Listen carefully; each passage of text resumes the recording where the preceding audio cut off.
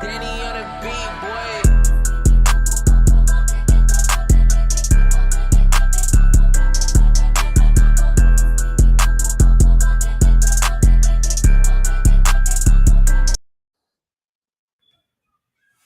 Welcome to another live episode of Halftime Adjustments. It's your host, Eddie Arnett, my man G Witt, Mr. J. Luce. Going on, fellas? Tighten up, baby.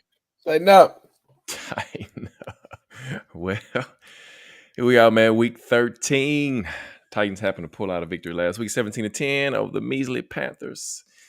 Had a chance this week, guys, to possibly get a little momentum if they could pull off the win. And if I had to title this game close, but not close enough. Colts 31, Titans 21, 20, in overtime. G Witt, initial thoughts after this, man. You had time to kind of digest it after we were there today. What you got for us? Well, I will say this. I mean, just like, one thing you said at the game, which is really true, the fact that all the mistakes that was made and everything in this game and the fact that we were still in it and went to overtime speaks a lot about the team. However, it's just those same mistakes that keep popping up week in and week out that drives you nuts. And I can imagine Vrabel, he's gonna go back and look at the film and just shake his head looking at it because we continue to make the same mistakes week in and week out. I mean, and I do mean the exact same mistakes. Untimely penalties. Not that there's ever a good time for a penalty, really, but these are always the ones that hurt us. Again, I go back to the point that we've said, I think, numerous times, we definitely need a new defensive coordinator because what they're calling out there just doesn't make sense. And Jabbar's boy just really got on the hot seat now, Ackerman, because you get your best special teams player hurt, and it's just it was one of those games where it just wasn't going to work out for us. The fact that we were in it to the end says a lot, but again, we go back to the same old, same old. We need a new DC, we need a new OC,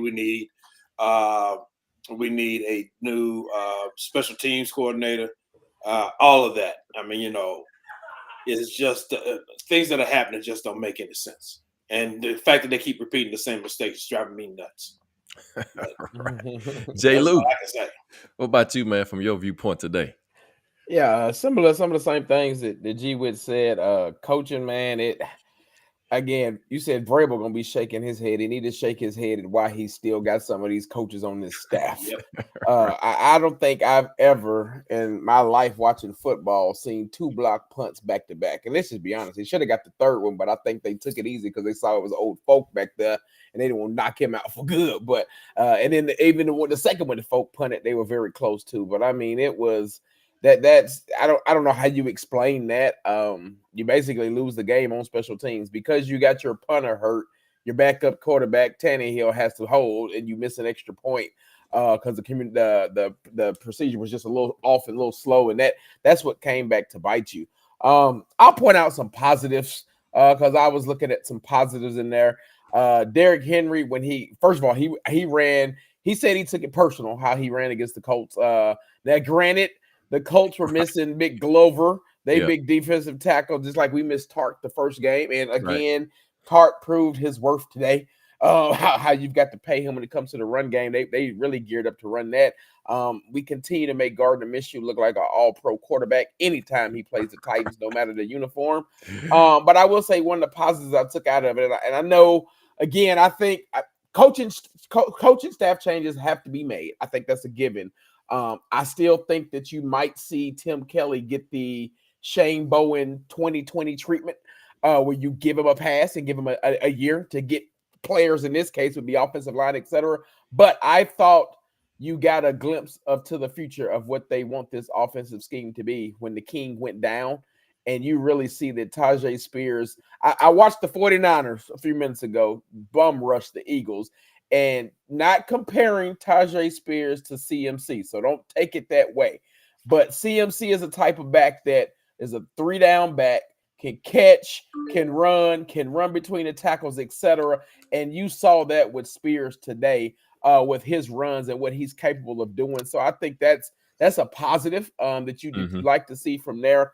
I thought the offensive line was okay, but center wise, there's a few plays today where I said, man, this is why you've got to go get a bigger center. Brewer's just too small. There's no if and buts around it. He's just too small. And say what you will.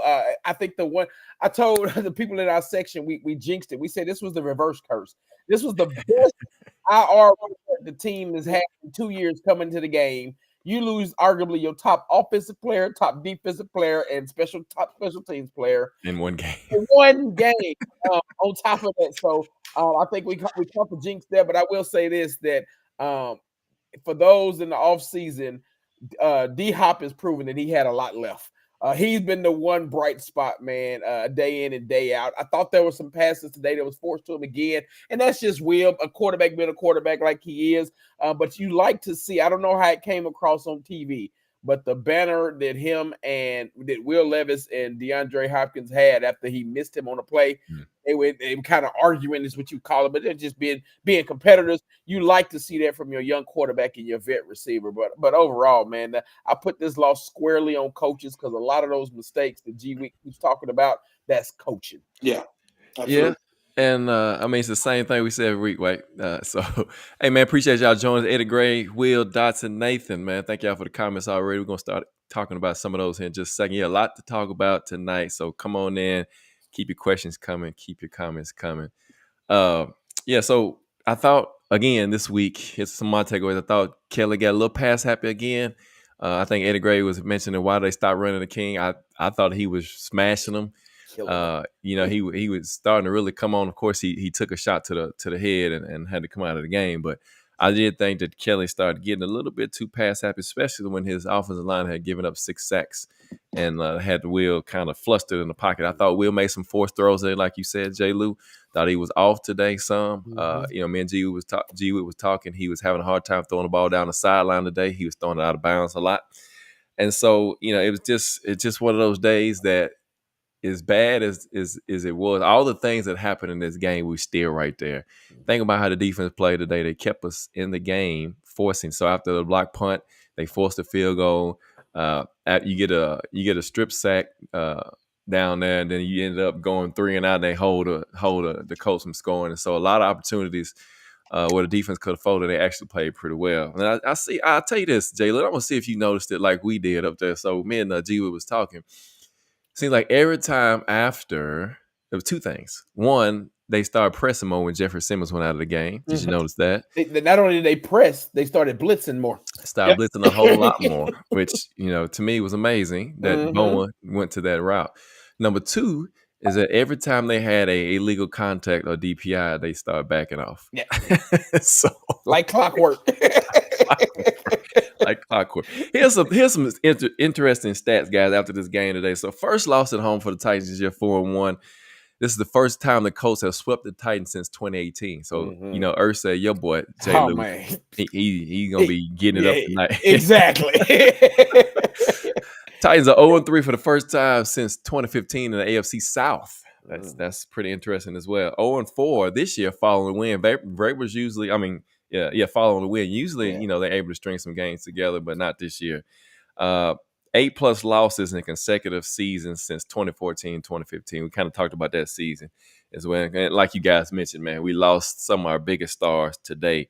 And so, Jay Lou, let's take a look at this offense, man, and see what's happening and get some of these questions answered as we go along, man. But give me your assessment of the offense today and what you saw. Yeah, man, I thought so it's funny. Before the game started, I told my brother and everybody in the game, I said, Derrick Henry's going. This is a revenge game. He's going for 150 and 2 touchdowns. I called 200 to G Witt today. He was on track to get that. I'm right by the tunnel where the Titans come in. Let's just put it this way. He was pissed. If he had a concussion, I think this was one of the ones where they were going to force him not to go back. And I think what got him, if you go back and watch the replay, his arm went a little stiff, the freeze arm, when his head hit the turf. But and when he got up, too. He was not happy when they got near the tunnel as he walked back in. But he was definitely on pace to do that. I thought you saw some better runs. Now, he had one that I think he should have bounced outside, and he stopped. He was going outside and just kind of stopped and got tackled. But outside of that, I thought he ran good. I thought Spears, once he got the win, knocked out him or the ribs, whatever, I thought he played tough. Like he showed, again, his size is not somebody that you would think is going to be in between the tackles. And he's a tough little son of a gun. I thought he played well. Chig, again, I think he had an injury as well, and they kind of went away from him a little bit. I still, and again, this is part of that he that shall not be named offensive philosophy still. We ran two plays today that were a two-man route play action with NWI and Wiley as the receivers. Right. I don't understand that at all for the life of me. I was glad to see them roll Will out a little bit more in the second half. Yep, I continue to don't understand what we do in halftime, because the third quarter lost this game. It's, again, as close as we were in it, everything that we should have did to be able to pull it out. The third quarter, you continue to just lay an egg. You got them come down there and put an 11-minute drive together. Your defense did their part holding them to 3, right, and then you give them a quick 3 and out, and it's gone. So I'd agree with Levis. I thought this was his worst game he played. He's a rookie, so we're referencing by saying that he's a rookie. And then if you remember, I wonder how much he's laboring on an injury, because he was on the injury report for limited with an ankle issue or lower leg issue earlier this week. And to your point, I thought some of those throws, you saw him today. I saw him holding the ball a little too long, right, and doing some patting. And by the time he got there, them 2 fumbles that I thought were interceptions that were fumbles, I think that's on him. So again, if what we've seen from him in the previous 5 games is anything, you know that he'll be in film study tape that he won't see it next week. And then, like I said, I thought the offensive line, all things considering, the only thing we kept doing dumb was keep running it to DeForest Buckner. Once we ran away from him, we were good. But I thought all things considering, they held up okay. They gave you an opportunity to win, and like I said, from a run game standpoint, this was probably the best we've seen it. And it was only, guys, this was only the second game this year that the starting 5 from the previous week played the same. So, but some things to build on. And again, as we were talking in the stands, you hate it because it's a loss. You hate it because it's the Colts. But if you start being smart and you've already got to look ahead to 2024, you're hoping that all this experience these rookies are getting and your young players carries over into next year. Right. Yeah. Go ahead, G-Whip. No, I concur with exactly what J. Lou said. I mean, I thought the offensive line was adequate. I again, like you said, it's their second time playing as a full offensive unit. And I thought overall, I be honest with you, I didn't realize it was 6 sacks until after the game. Me neither. I say it didn't look like it. So. It didn't look like it. But I think some of those sacks were basically, they counted like the one where the play we never get called in our favor, that was ruled a fumble when it was actually a pass. Those things just never get ruled in our favor. I think they just called, since they called that one a fumble, they looked at that as a strip sack. Whatever the case may be. So I think you had a couple of those that happened. But other than that, I thought the offensive line was adequate. Again, we said it last week. Brewer, athletic as he is, he's just too light. You need somebody who's going to be strong and stable in that position, and to be able to do some things for you. Again, I agree with that. I mean, I don't understand why you run play action and you only put NWI and Wiley in the route tree. I mean, but as put it like this, as old as Diop is, he's still faster than NWI. Yes. So I just let you know how slow they are. And I don't get that one. And I was surprised they only played Burke 9 plays. I expected to see him a little bit more, but maybe they're just trying to make sure he stays healthy. Did you hear I'm sorry, I didn't mean to cut you off. Did you hear Vrabel's reasoning for that after the game? What did he say? He said because they were trying to ease him back in because he had missed time and stuff in the classroom and all. They wanted to ease him in. That right there is coaching malpractice. You don't play him. You don't play him. You just don't play him. You could have played Phillips. The first thing when I heard about that, G-Wit, I thought about you all week, how we've been saying usually they hold him out a week for stuff like that, but you had him in there just to be a blocking decoy for 9 plays. Yeah, and didn't accomplish anything with him in the game or anything like that. No. I thought Chig did okay today. I like the fact. I will say this about Kelly. I did like the fact that he came out running play action. I was ticked off in the third quarter when he came out and he just went run, pass. Run. I'm like, dude, Yes. go back. I don't get it. When play action works for you, especially with the king in the lineup, why you don't just use it? Yes. You know, I mean, because they were biting on it every time they had to. He was running like the king was running. Yep. He was eating. So Yep. that one really drove me crazy. Again, I thought the king ran well. I thought Tajay Sharp did a great job. With the quiet as kept, Tajay Sharp, what he's shown you is that he is stronger than his size indicates. Yes. He's a lot stronger. And a lot of these people, especially these DBs that's going up trying to tackle him, they're finding out, hey, this is not some little scat back who has no weight about him. He has some strength about him and can drive and get extra yards. Because there was a couple of times he was tackled and he just drove through the guy and made the first down and everything. Overall, I thought the tight ends did okay, but again, D-Hop, we got to get us some receivers, man. We just got to. I don't know if those boys from Alabama are coming out this next year, but if they are, grab one of them because at least they know how to get open and catch the ball. But, I mean, there were a lot of drop passes today that drove me crazy. I was frustrated by that. But overall, again, just untimely penalties, a lot of times I just thought just drove me completely nuts with the offense. And again, I thought Tim Kelly's play calling after the first quarter and a half just stunk up the joint. I don't know what it is about 17 points. I feel like we got it made in the shade. I still ain't figured that one out. We scored 17 points, and I noted it was like halfway through the second quarter, and we did not.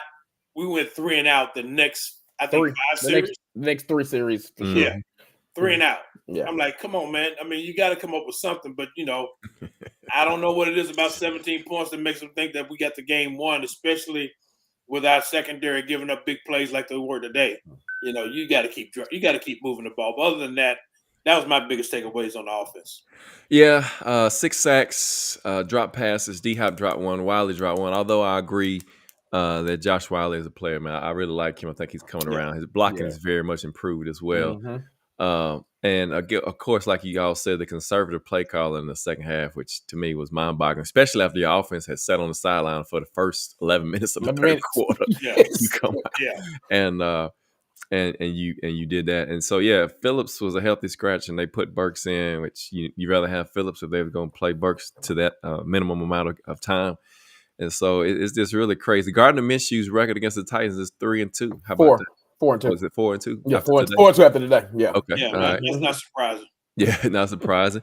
And I will comment on Duncan too. I think Duncan, me and G Wick kind of talked about this on the way to the game. That Duncan is pretty solid, man. He's pretty solid. He's got some work. He's a rookie. But you think about your offensive line on the left side of the ball. 2 rookies starting in the NFL. You don't get a lot of that. And they are getting some outstanding reps. So just think if they can build upon that and we get us a real offensive line coach. That's hard. You develop them. There you go. And you get you a big mammoth center in the draft. Man, you might be set for a few years, with these guys getting these type of reps during this season. So, again, I think, we've said this, Will was holding the ball. I think he was staring his target down too much, his first read, because he missed a lot of short routes. We pointed out, man, G pointed out during the game. He had some 5-yard routes he could have hit, got first downs, could have moved the ball a little bit better. But, offense was 6 for 17 on third down today, which is amazing. They had 17 opportunities to convert a third down, only got 6, which is crazy to me. 381 yards of total offense, 204 passing. And like you mentioned earlier, J. Lou, the run game was there, 177 yards for rushing. 2 for 3 in the red zone. And you lose. Yeah, and you lose. 2 for 3 in the red zone. But then again, like you guys say, 9 penalties for 74 yards today with a couple of turnovers. And you even dominated the time possession today. And it's amazing how this game turned out and all the opportunity. The coach was trying to give us the game today. They tried to give us a game, man. Let's see. I think, James says, at what point do you shut it down to avoid risking injury and secure a top 10 pick? I mean, I think you keep playing Levis because he needs the reps, right? The more you can get him reps, the better he will be for next year. And the better the offensive line will get, and the younger guys getting all this experience, I think it's better for everybody. And so I don't think you shut them down at all. No, I was gonna say I don't know who you have to shut down. Now you might see the carries and the play calls for Spears increase a little bit more than Henry when you talk about shutting down. But other than that, like you said, your DBs are already shut down. So I don't know how you go worse than that. But I'm like you. I continue to play Levis, and you hope again. Even in the loss today, you hope that the same starting five can play the remaining 6 games or whatever we got left. Because to your points you made a few minutes ago, Eddie, if you can continue to get Duncan and Pete that experience and in-game real experience, it only will build for next year for those. That was the thing about it, man, because you watched them play today. I mean, they had some good Skoronski did some good combo blocking, man. Yes. He really did. And really it goes to show you how good his feet are. You know what I mean? Yeah. I thought Duncan showed his feet pretty well where, they were lining up wide on him and he was able to get up and outside and actually get in the way. He didn't anchor well, but he was able to slow the rush down, and that actually gave Levis a little bit more time. So again, when you're watching these guys, like I said, the biggest problem I thought we had on the offensive line really was just Brewer. I knew he was just going to get his butt whipped today, and it happened. He got his butt whipped last week. So, but I think, like you said, Skoronski and Duncan on that left side, I think that gives you a great opportunity to try to solidify that side of the line. Yeah, and it also gives you a little bit of room. You can go out again, find your center, one in the draft or a veteran center, whatever the case may be, and find you some other right tackles and right guards and see what you can get done there. Because Dylan Radons wasn't that bad, but as usual, he had his, at least one time a game false start. Yeah, he's always at the worst time. He's the new Taylor Lewan. Yeah, come here to a game. Yeah, go get your hold. Yes, go get your false start. Like clockwork. Like clockwork. It's gonna happen. Yeah, it's gonna happen. We lost our MVP. Somebody said that. I think it was Nathan in Stonehouse. That's a terrible injury. I was Dean. I'm sorry. Excuse me. Nathan Fulton came out of the game, and the rest was history. Avery came in. Rand's got to go out and find another corner, man. He's got to get some corners. He's got to find a corner, man, because what he got, if you take Fulton out, who's not that great, and you put in Avery, who's worse, you get what you get. Don't get me wrong. I ain't so high on Sean Murphy Bunning either, but, at least I just can't figure out, and we hadn't got to the defense yet, I still can't figure out why when Big Jeff goes out, you start blitzing, you start playing press coverage, but then you get in overtime and decide you're going to go back to the same old, play off coverage. And, they played press coverage and didn't get any penalties. Yeah, figured out. Am I missing something here or what? Let's see. Eddie Gray says, "Do you think we'll trade for Stingley this offseason?" First of all, Houston's not going to trade him, and they wouldn't trade him to us. Right? So, yeah, a nice one, but yeah, it's not going to happen. Let's see. Rodney says he wants to ask this: do we think Vrabel is safe again? He feels like Amy may be getting ready to pull the trigger. Nope. Remember that this is Bud Adams' daughter. Nope.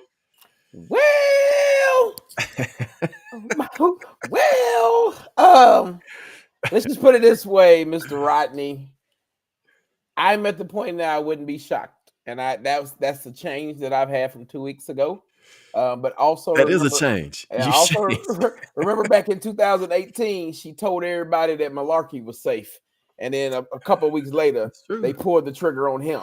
It all is going to boil down to how the conversation at the end of the season goes, and if Vrabel will be willing to make staff changes. I think that's going to. I literally think it's Malarkey 2.0, because when you read about it, that's basically what the Malarkey was. He didn't want to make some staff change they wanted.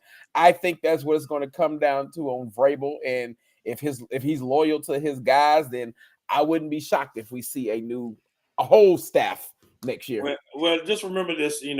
He's the third Mike. That's gonna have to go through this. Yes.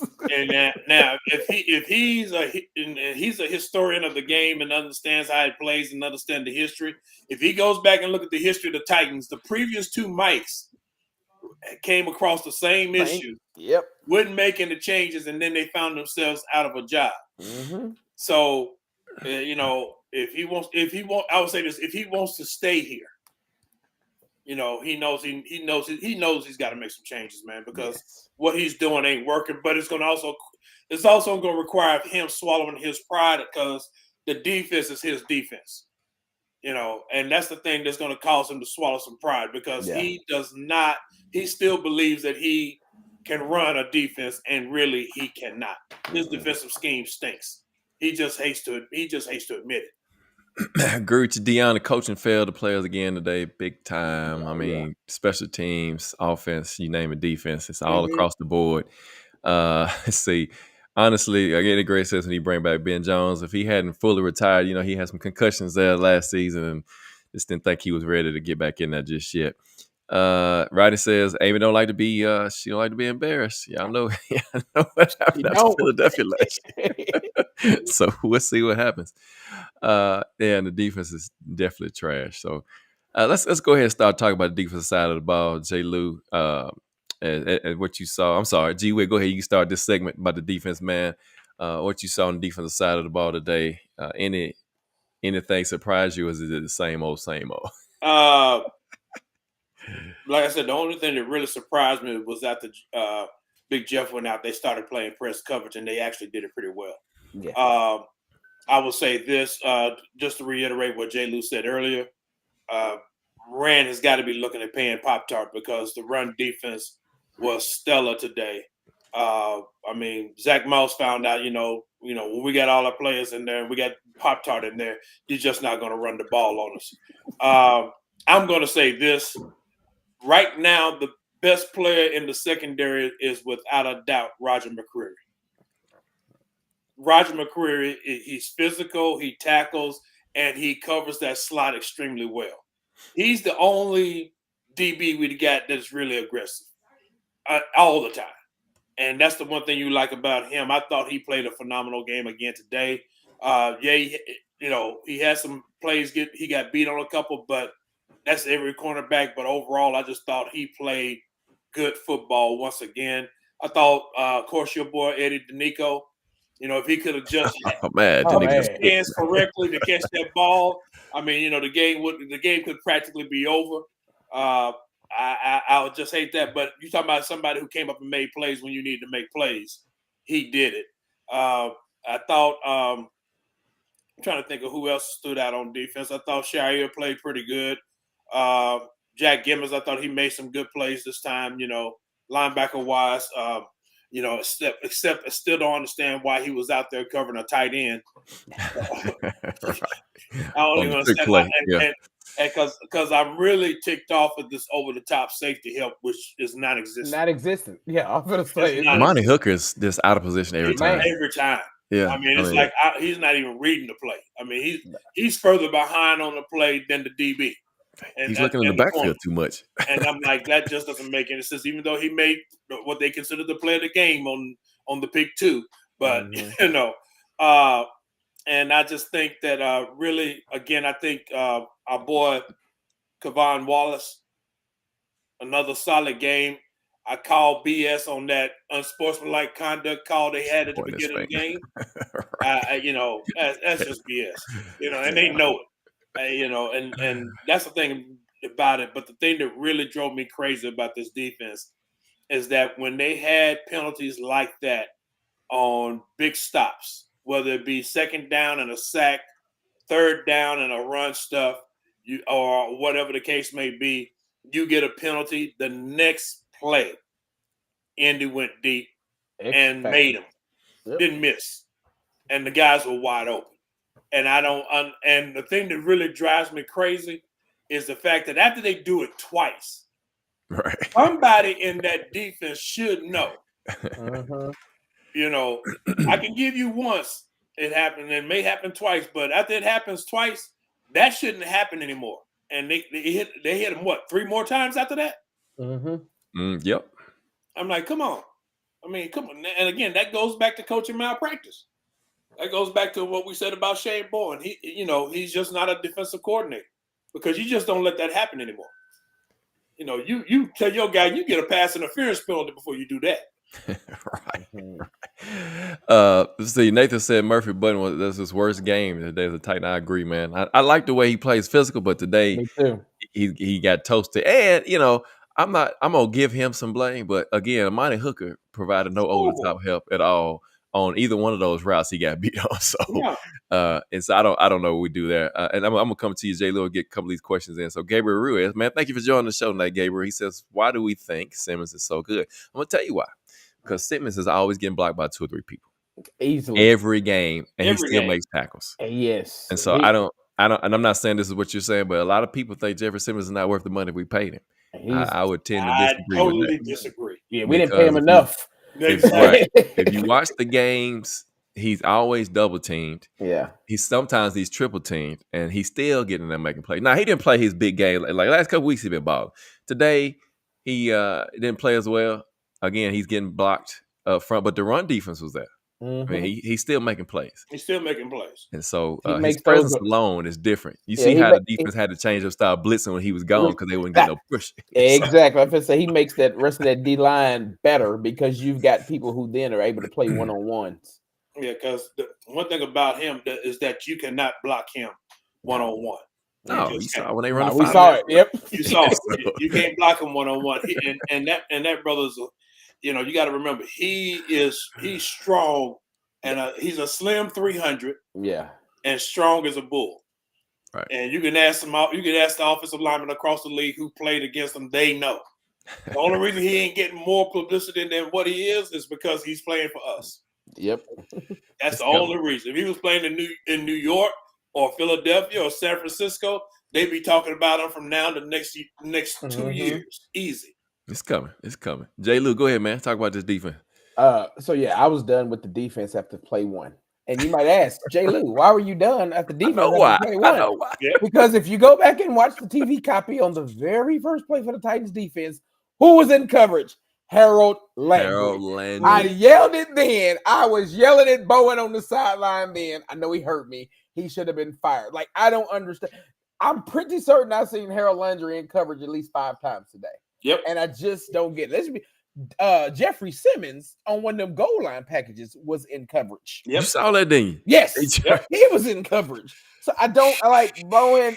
And again, Bowen and Vrabel are one. Bowen is just the defensive coordinator, but he's Vrabel Jr. So I blame both of them because this defensive scheme is trash, and we've been saying it forever. I can't watch the DBs no more without thinking about Bowen saying they can pick and choose when they want to press or not. Yeah. And I can tell you who was choosing today. Yeah, I can tell you who was choosing not to press. Fulton. Fulton was right. choosing not to. Fulton got hurt in the 4th quarter when he realized he's got to see Tyreek Hill next Monday. And he said, let me pop a hamstring. Well, I ain't got to go out there and deal with that.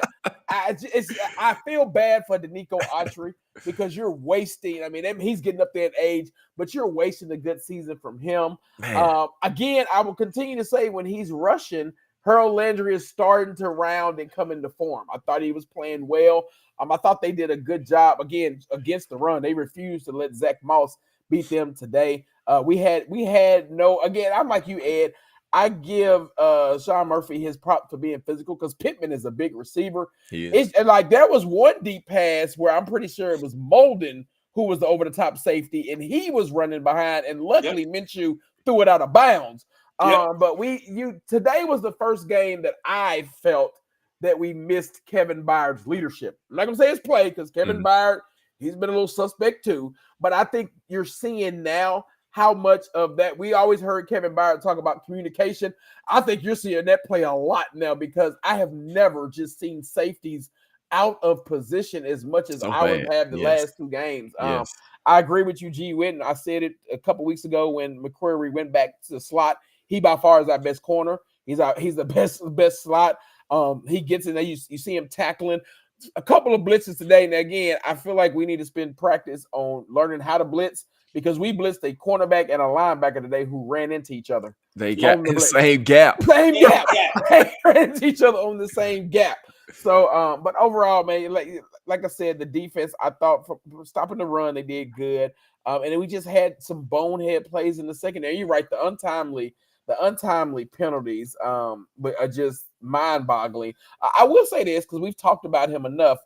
I thought Pico played much better when he had to play because he had to play an extended time with Jeff being out. But I thought he played much better today. But just overall, this defense they can't stop anybody when they need to stop. Again, they were Indy was only 1 for 4 in the red zone. I mean, you get down to the red zone and you only get 9 points. That's phenomenal. That's 3 for 13 defense. on third down. 3 for 14. Yeah, that's phenomenal. But to G Witt's point earlier, it's the untimely big plays that really hurt you. It really continues to peg this defense.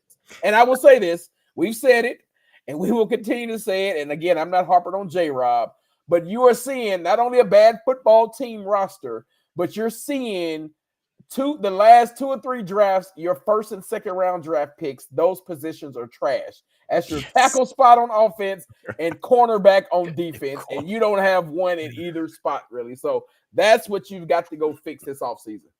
You got to. Dion says as Jeffrey's taking up 2-3 blocks, the other D-line should be eating. You're right. But see, here's the problem. Here's the problem with that. It's because they keep running the same stunts. And so everybody knows what's coming.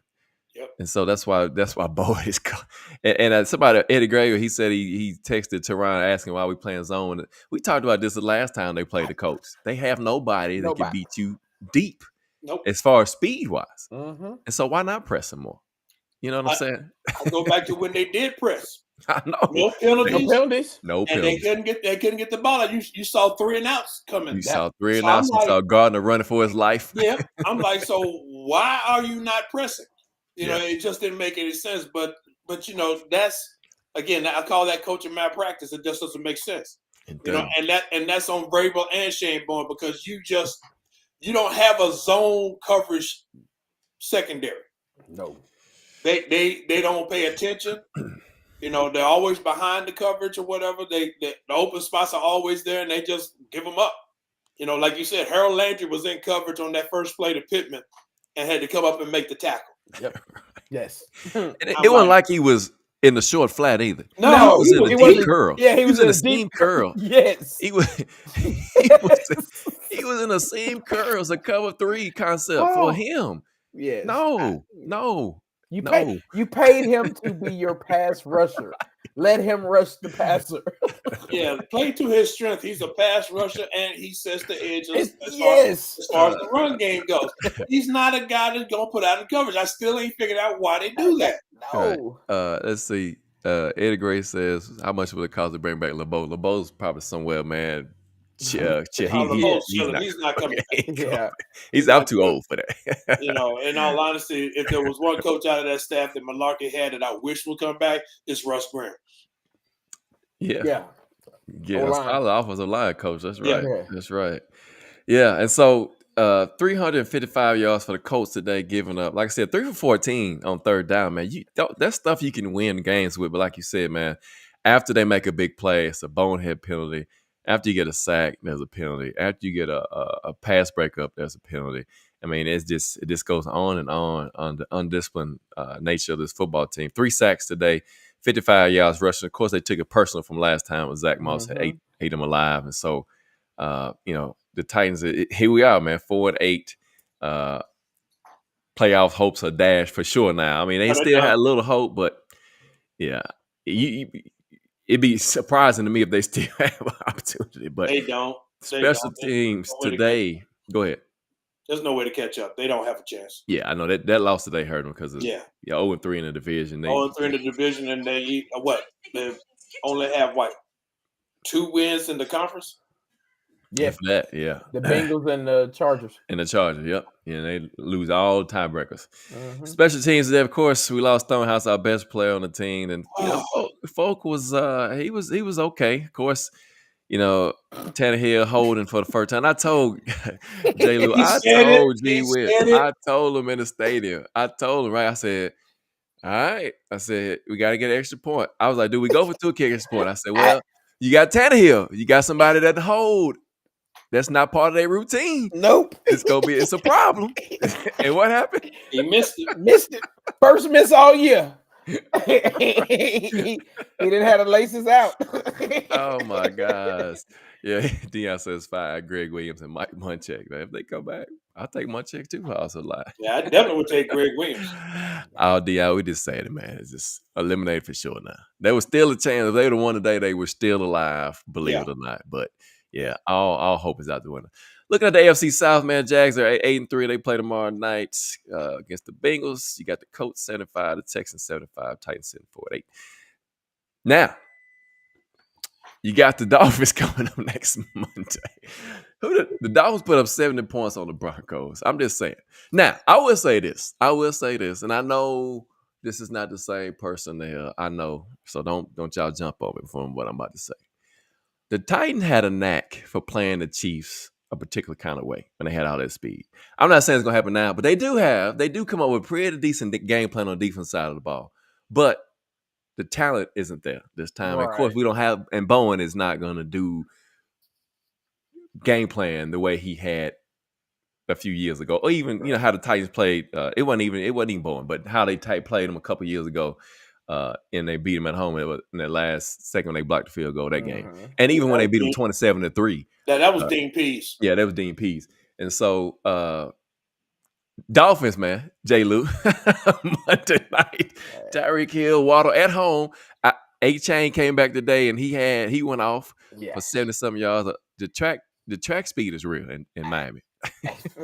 Tua is my fantasy football quarterback, and I look forward. I got that chain to run it back. I look forward to next Monday night because the Dolphins are not a running team. Our defense is built to stop the run. They're going to have 3-4 wide receivers out there, and let's see who can stop them. And from what I saw today, to your point about track meet, I mean, Tyreek was like Tyreek had a 60-yard and a 70-yard. It looked easy. They asked him why nobody double teams. Yes, he's licking his chops. And again, I think what we're going to see next week is going to be a lot of the bend but don't break, two safeties high, way back, and try to play within the 20s. You might have a better shot at that because I do think that Dolphins offense gets a little stagnant when they get like that. And let's just be honest, they're explosive, but you can get after Tua. I just don't see that happening. But again, I think we go in with the game plan. And trust me, we thought that we saw them playing off today. We ain't seen nothing yet. Oh, Fulton, for sure. I think everybody's going to be a 20. He's going to be playing safety. Yeah, we might have our corners back there with the safeties. That's how far back they are. They do that now, so right. And then on the offensive side of the ball, the Dolphins' defense ain't no slouch. No, they got a good defense. So I mean, it's good experience. Again, I'm looking at the experience. The positives. Go ahead. The experience that you're about to get your rookies, the rookie offensive line, because they're gonna see some pressure from the Dolphins defense, and they're gonna see some stunts and some games up front. So another good game for Will Levis to continue to get that. But man, I don't see no way that the Titans keep this one close. You're going against a juggernaut of a high echelon team, and in the past, to your point, we played well, but that's different talent levels I think we had there, and you don't know about Derrick Henry. Now we will really see this week. You don't know about Jeff either. You don't know about Jeff. I think Jeff's out at least a couple games. Mm-hmm. But Derrick Henry, we're really gonna see this week how Vrabel treats concussions. Because your bell cow has a concussion, and we have no other running backs on the roster. So you'll see some waiver wires and some call-ups, I'm sure, this week. But you don't have the offense to play ball control from them. So it's going to be a not. I feel it's going to be a not pretty night on Monday Night Football. I was surprised. I told G, I was surprised they didn't flex it out. It's two games. So there's 2 games next Monday night, and it's the last one of the season. So I was like, that's the only reason they didn't flex it, because you got another game you can flip to. Yeah, my whole thing about it really is the one thing about Tyreek Hill. Don't get me wrong, his speed is phenomenal, always has been. But the one thing you could always do to Tyreek Hill is you could press him. You can press him. And I don't know about Waddle. I hadn't watched him enough, but I'm taking it for granted. You probably can too. Yeah. But the problem we got, our defensive staff, coaching staff, especially the defensive coordinator, he coaches a punk defense. I'm just gonna call it. He coaches a punk defense. His type of defense is that he coaches a defense like Jeff Fisher. You got speed. We're gonna back off and try to keep you in front of us. Yep. You give them free releases, they're gonna run past you just like they did today. You don't have the safety speed to play well over the top. So you're gonna see a lot of. It's gonna be like Booster used to say. It's gonna be bombs away. Bombs away. Or like your boys from Atlanta. You know, bombs over Miami, bombs over Baghdad, right? Outcast, because that's what's gonna happen if they don't get up and play aggressive. It's gonna be like you said. It's gonna be just Tyreek Hill's gonna have a field day. The only way you can slow him down is you have to press him. Right. That's all that you can do. That's all you can do. Play too high you give him free releases, he's just gonna beat you. Oh yeah. Like a drum. Too high safety, you press. I put Murphy Button on him because he's our most physical corner. Yeah. Let him press him the whole game. Press the whole game, get him frustrated. And another thing I noticed, and correct me if I'm wrong on today, on all those deep passes, with the exception of the one from Molden, wasn't Hooker the over the top safety on all of them? Yeah, that's what we said. Yes, that's what we said. Yeah, he was. Mm-hmm. Yeah, he was definitely. They didn't go to Wallace. No. Nope. And they had Molden down in the box more playing the shorter underneath coverage. So. Yeah, it is, man. Like I think we talked about it last week that Hooker got exposed. If it wasn't a week before that, so we've said that. Well, it'll be one of those. The Titans are known for that, man. To win the stuff that they're not supposed to win. And not this year. It'd be a miracle. Not this year. For everybody who kept saying embrace the tank, you're getting ready to see it. Because and they're not embracing the tank. They're just not going to win. That is Jay Lou. He finally gave it. Finally gave it. They're just not gonna win. We heard it. I'm telling you, the loss today moved us to number 8 in the draft. That top 5 draft pick is looking nice. It's right around the corner. See, that's the only thing I don't like is the fact that just because you got a top 5 draft pick don't mean you're gonna be any good. Well, I'm gonna only preface that by saying, and it's still early in the jury's out. It takes 2 to 3 years for a draft class, but you have to admit what you've seen from Rand and crew on a short off season because he's hit on all these draft picks to me. Like even Colton Dow, we talk about him being today. Look at what he's doing on special teams as a gunner. Man. So it's a reason why they look at those analytics for speed, for explosiveness, for strength. I mean, and think about it. That's the first time we've done that with this team, and you've only been able to do a small portion of it. Now you get a whole offseason with that, with some money and more draft picks. If he can hit like 5 out of 6 on this one, and you got the same percentages next. That's decent. Because I'm with you, G. I don't want to be in the cellar forever. And again, I really think the bad season. I think this is year 2, even though it feels like it's just year 1. I think we got lucky. I think we got lucky being 7-3 last year because that really should have been worse. And I think you see in the 2 years, it takes 2 or 3 years to overcome a draft, and we got to overcome 2 of them. Not to mention free agents. Yeah. So yeah, it's a they got a lot of work to do. Got a lot of work to do, and I mean it's got to see what's gonna happen, man. We thank y'all again for joining us for another episode of Halftime Adjustments. Ed a great. I don't even want to bring it up, man. Now he says let Malik play. It ain't gonna be no better. So I mean, if you want to put him out there to get beat up, it ain't gonna be no better. He's just gonna take off running. Hey, at least he'll run. He'll run. I mean, but yeah. We need a first round pick and need a good corner the first way. Ryder says don't get the top 5 receivers because they don't do good luck. I feel like the first draft, and I know everybody is high on Marvin Harrison. I feel like if you up that high, you got to drive for offensive linemen. You got to, man. You cannot go without the offense. Just look around the teams in the league that are good right now. It starts up front. Did you see the game that just went off? The Eagles and the 49ers? That's 2 good offensive lines on both sides. They got Brock Purdy looking like an all-pro out there because he's got all the time to throw. And he got weapons. weapons. But you got to build the offensive line first. You got to. I know everybody wants Marvin Harrison. Cincinnati should be the poster child. They're finding out the hard way. They went Joe Burrow, then turned around and drafted Jamar, which is great. But now you've got Burrow twice in 4 years for a season and injury. And they added Big Zeus on the left side of the line, but then the other ones they missed on free agency. So, Yep.